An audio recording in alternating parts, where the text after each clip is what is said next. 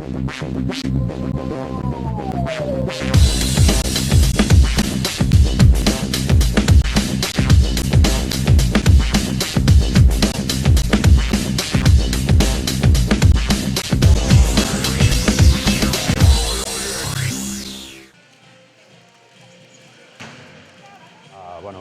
dia en un ride, doncs, els participants arriben, recullen els seus dorsals, es fa un control de tot el material que han de portar, es fa un briefing, que és una explicació tècnica de la prova, i es donen doncs, els últims detalls sobre el roadbook.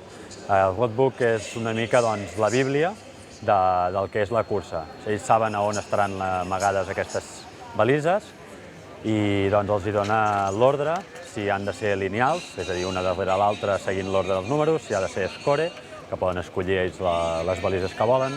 És un paper molt important dintre del ride i un cop s'ha fet aquesta explicació, aquest briefing, es dona la sortida, s'activa el cronòmetre i aquest s'atura normalment a final de meta.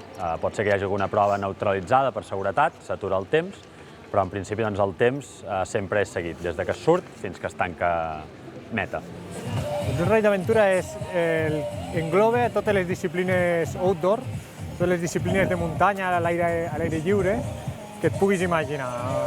Des de BTT fins a patins en línia, fins a escalada, totes les proves es regeixen amb orientació.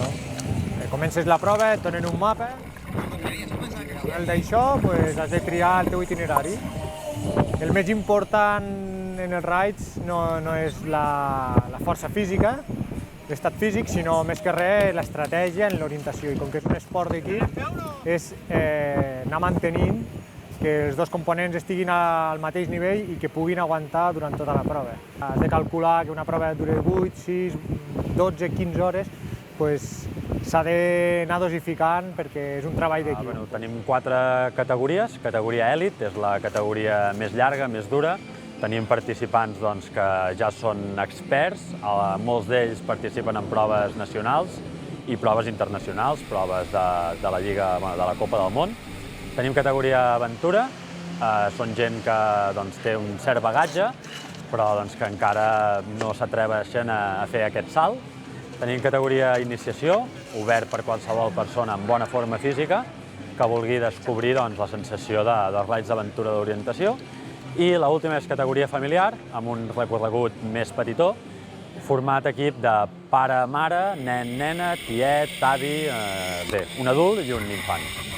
És el primer ride que hem vingut perquè una amiga meva m'ho va dir d'apuntar-se i érem 3 i al final ja no he pogut venir i s'hem quedat sola. Però el que havíem vist a la pàgina web era això, que eren 17 quilòmetres de bici, 6 o 7 caminant i pensàvem que ho podíem fer i al final ho hem fet. També descobreixes l'habilitat que tens amb l'orientació, que avui en dia amb el GPS no fa falta, jo sí que tinc. Però jo dirigia i ja corria. Sí, ens ha agradat el ride i potser repetiríem. Jo repetiré quan estigui més en forma, potser.